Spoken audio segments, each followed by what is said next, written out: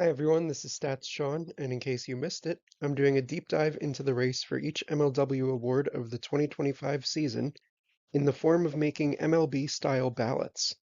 Last week, I started this process with Rookie of the Year, and today I'll be talking about the Silver Slugger and Gold Glove awards. In order to discuss today's two awards like their MLB equivalents, I've split players into what I consider are their most fitting positions, and chosen candidates that way, nominating 4 players per position. I will still give out one overall award too. My official ballot will also include a Silver Slugger for each of the 4 positions, starting with the players who primarily appear as pitchers. Dallas Allen had a fairly typical season by his standards at the plate in 2025. Across his career now, he's been the same type of hitter almost every year, hitting for high average and decent power while walking at a less than league average clip. This usually comes out to him producing offense at a 10 to 20%-ish better than average rate, which is exactly what he did again this past season. There's probably more power in there, as Dallas hits the ball really hard off the wall more frequently than anyone else in the league. But even without tapping into that, Dallas produces a nice season at the plate every year, including 2025. But he's not Ryan Cratched.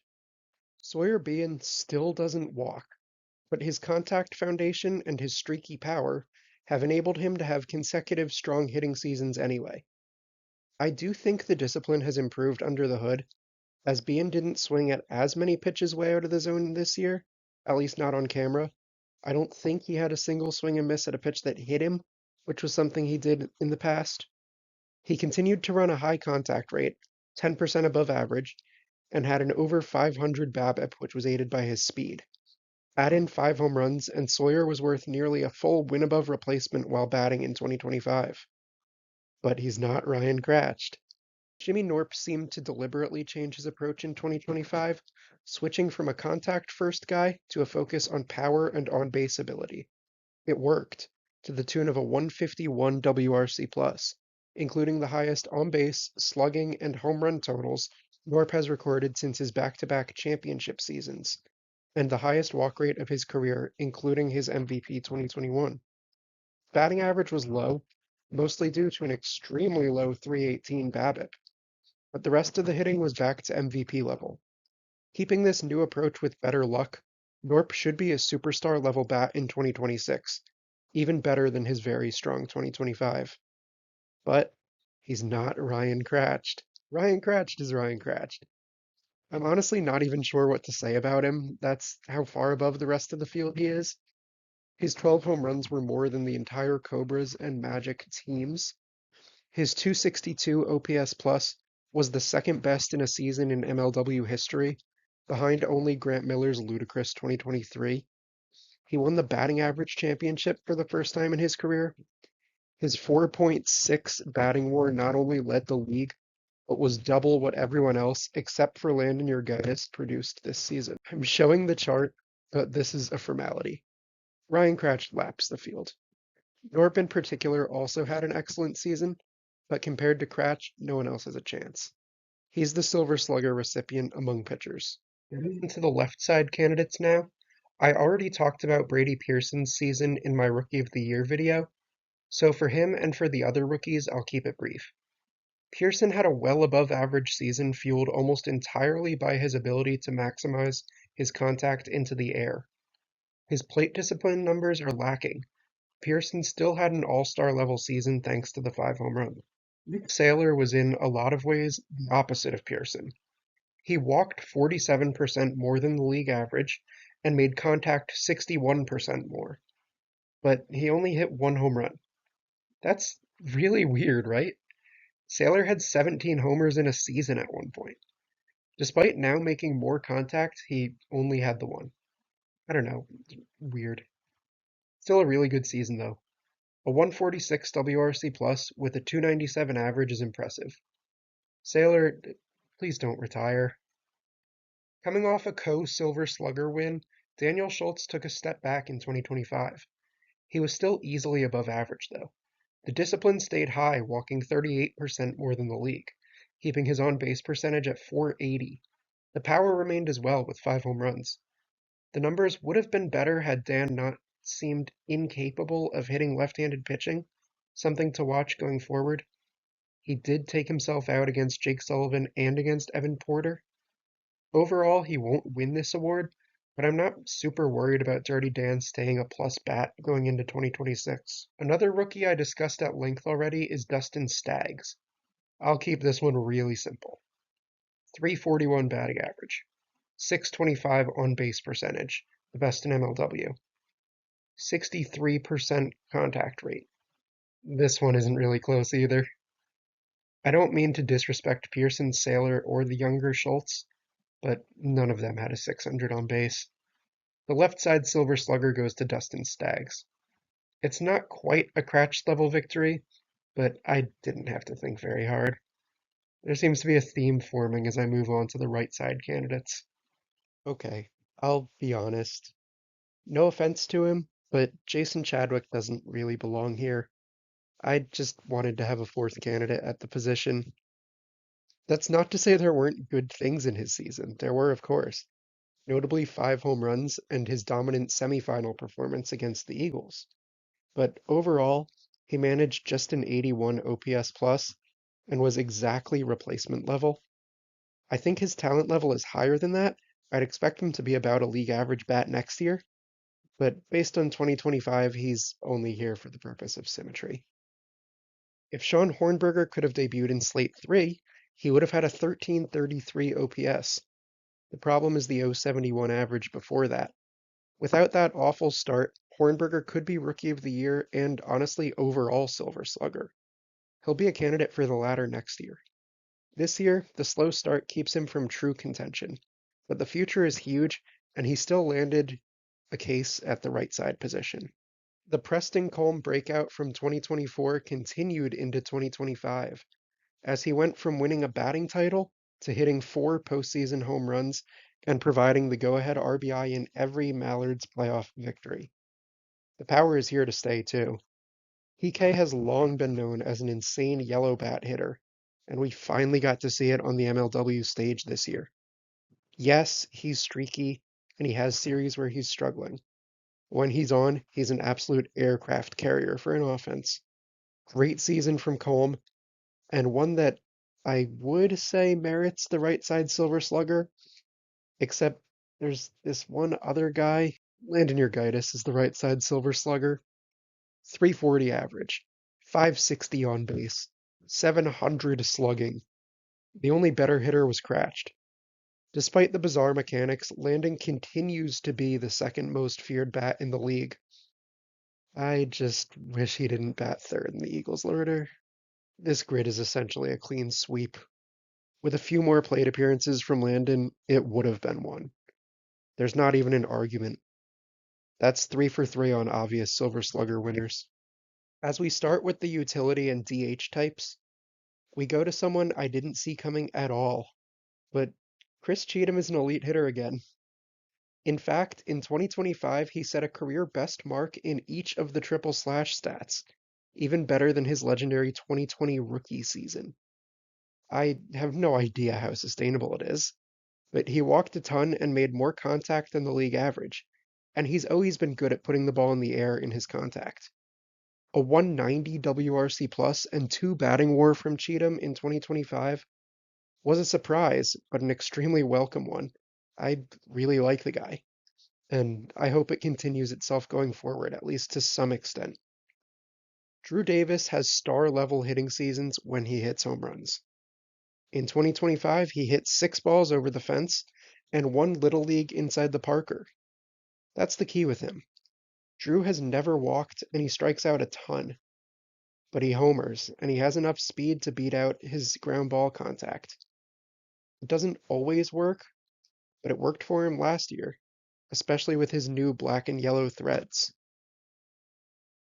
Trey Flood didn't play enough to win this award, but I thought he was worthy of a shout-out here. His 297 average and 132 OPS plus were really impressive, especially for a guy mostly hitting 4th in a lineup. He's another guy who seems to rely mostly on power, as 7 of his 17 career hits are home runs. The bombs keep coming though, and I think they'll continue. If Flood ever gets a full season of lineup time, I predict he'll be top 5 in the league in homers for that season. Yeah, make it 4 for 4. This award goes to Chris Cheatham. It really couldn't have gone to anyone else. And 5 for 5. Comparing the 4 winners to pick an overall champion, it's obvious, isn't it? Yeah, Ryan Cratch gets the overall Silver Slugger. You knew that. I knew that before I made this video. I'll be a little surprised if the vote isn't unanimous in the actual MLW voting. The positional winners are all obvious too. I just wanted to highlight them next to their competition for context. My complete ballot was really easy to fill out. Cratch, Staggs, Urgitis, and Cheatham were the 4 best hitters of the season. It's fitting that they received the 4 awards for their bats. Moving on to the Gold Glove, I'm once again separating players by position, but it is slightly different. Players can be eligible for multiple Gold Glove awards, which I'm sure you can see on the grid below. This is because for each award, only the play at that position is considered. For instance, only the plays made by someone as a pitcher are considered for the pitcher Gold Glove. For utility, that's mainly about being strong in more than one spot. It's not an overall award. I will give an overall award as well, of course. But let's once again start with the pitchers. There's a myth that tall players can't hit or field in MLW. Patrick Ballman helped dispel that in 2025, at least on the defensive end. He was an extremely efficient defender in a limited sample. PB successfully made the play on 73% of ground ball opportunities, when pitchers in total were only 55%. Obviously, his impact was lessened by Jackson Pearson eventually taking over the bulk of the pitching, as well as PB himself having his knee injury, but nonetheless, very strong fielding season off the carpet for him.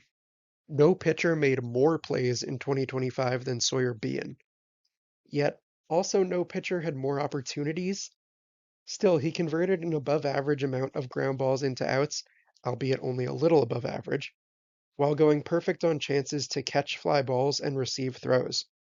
His refusal to throw to first is curious and a little infuriating to me, as most pitchers will just flip it and he's giving runners extra bases by not doing so.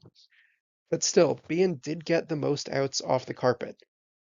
Jimmy Norp is probably the highest true talent level defender in MLW, and made the single most impressive play by a pitcher this season. The one on the screen currently where he throws out Cheatham right now. That being said, he did have a down year, converting only 57% of potential ground ball outs. It's a small sample. I'd still pick him to be the best fielder for 2026. But in 2025, one incredible play aside, Norp did fluctuate down just a bit, which is something that happens with small sample stats like defense.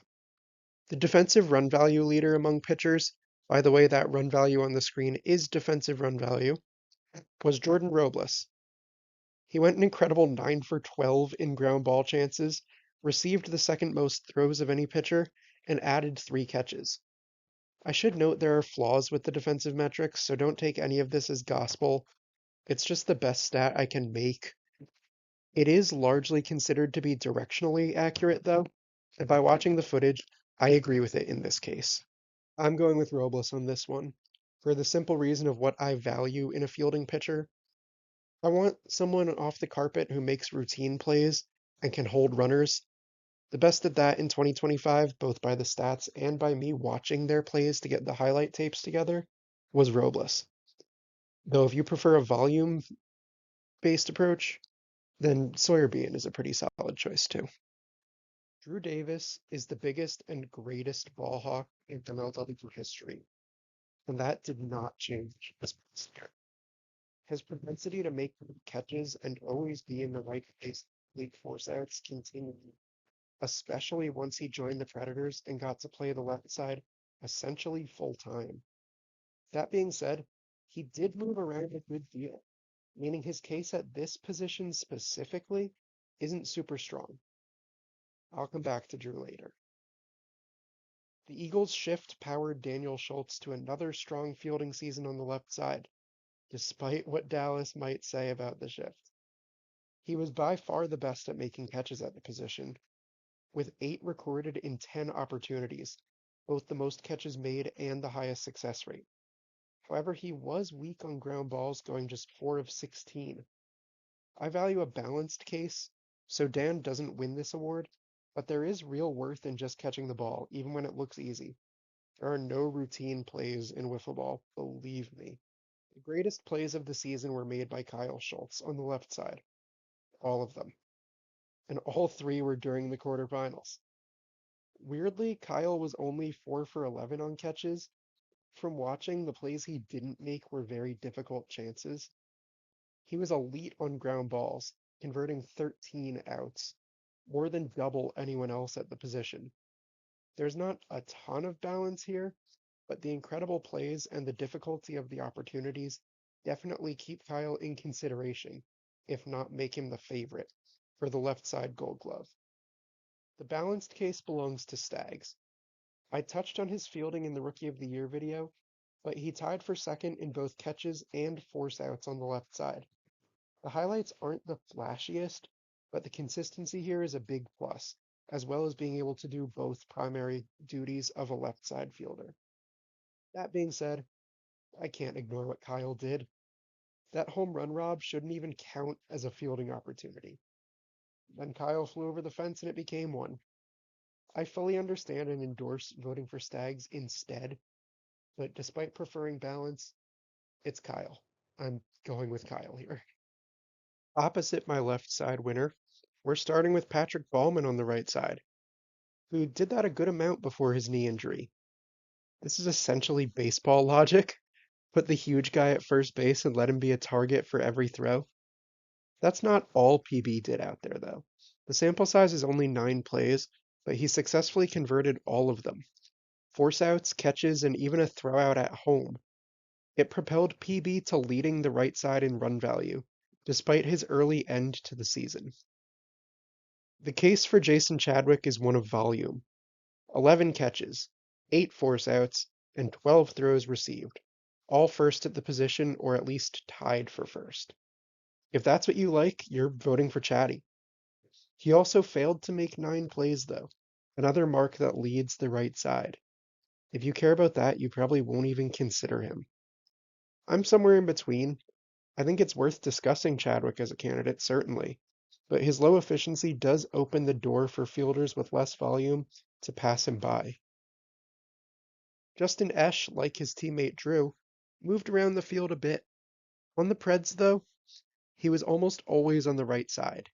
He did quite well for himself once getting there, including a perfect 8 for 8 on converting ground balls into force outs, most notably his shovel to Davis in the quarterfinals. He did, however, drop a throw to first while only successfully receiving 4 of them. That's a big deal given that handling throws is the main job of the position. 80% is not a good result there. It's only one play, but it does hurt Esch's case. Brendan Zerlag was perfect on catches and ground balls, but much like Esch, he was only 4 for 5 in handling throws. Also similarly, both were bailed out from having to make some up-the-middle difficult plays by sharing a field with the ultra-rangy Davis. That's not a shot at Esch or Zerlag. They were both steady. They made the plays they were expected to make. Those plays weren't very high in number, and for the most part were on the easier side. I would pick Ballman here. Esch is very close, but that drop does bother me. And Ballman's plays are typically ones only he could have made, as he needed to use his entire tall frame. There are a couple times, or were a couple times during the season, where Ballman really had to stretch, and no one else playing the right side would have been able to receive the throw or tag the bag in time. It's that uniqueness that earns PB my right side Gold Glove.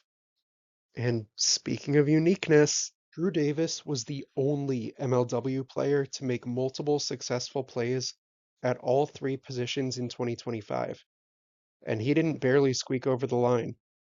He made 8 plays as a pitcher, 14 on the left side and 10 on the right. I did say multiple. That means no one else even had 2, and he was reaching double digits at 2 of them and 8 at his lowest. That's it. That's the award. Drew was the utility player, the only real one. I'll mention the other candidates, but this award belongs to Drew Davis. This is a fun one, mainly because Andy Durand shouldn't be eligible for a utility award in the first place. He never should have pitched. Then, a weird fluke of luck. Caden Irwin's arm was hurting, Stephen McGlade couldn't show up, and Durand is on the mound. He managed to make 5 successful plays while doing so also. He added another 5 on the left side and 1 in right. Pitching is the headline, though. Serious, serious props to Andy. He played a position that he hadn't since the 2020 season and defended well at it. Not enough for the award, but an impressive feat nonetheless. Esh has a real case here. He's clearly positive at each position. The catch is that at both pitcher and left side, that positive number is based only on making 1 play. That's not in the spirit of a utility gold glove, I don't think. Had he pitched more, this would probably go to him, but instead he played where he played. Next year, if he has a more balanced positional split, this could be his. For Preston Colm, it's similar to Esh. He was strong in the 2 field positions, with 3 plays on the left side and 15 across the diamond on the right. Yet, as a pitcher, he only made 1. He missed 1 too, meaning that he didn't even have positive value at all 3 positions. The 2 off the carpet are strong, but after the pitching, he falls a little bit short. I already said it. Drew Davis gets the utility gold glove. No one else actually served as a utility player like he did. But in total, he wasn't actually the most valuable fielder in MLW. That honor goes to PB, who was first by run value. As for this chart, number 2 overall Ash isn't pictured because I already had him losing 2 positional gold gloves, therefore I'm not going to consider him for the overall award. Kyle was the most impressive fielder, while Drew had the most varied case. Staggs, I'm sorry, he's the 4th candidate here. He's not beating any of those 3. Still a strong season, though.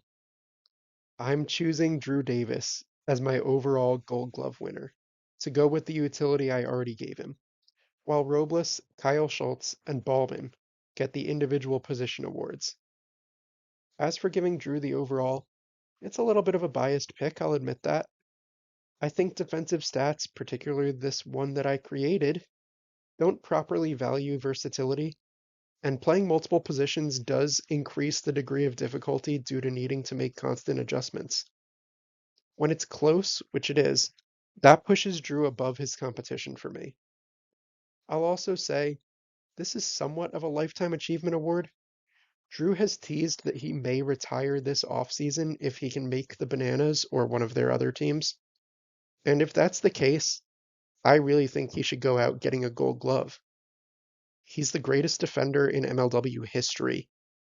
And given that this is a close race anyway, I think giving Drew this as an achievement award is very fitting.